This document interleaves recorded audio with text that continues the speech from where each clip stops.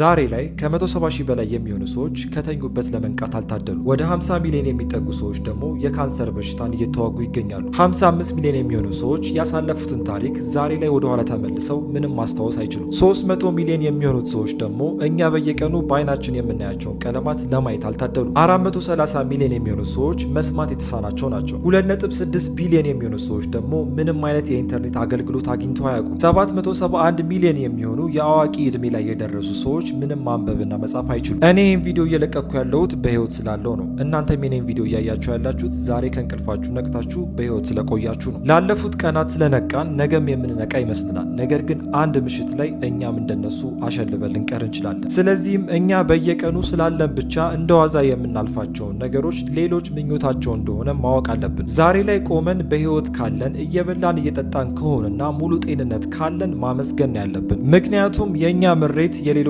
አምሮትና ጸሎት ነው።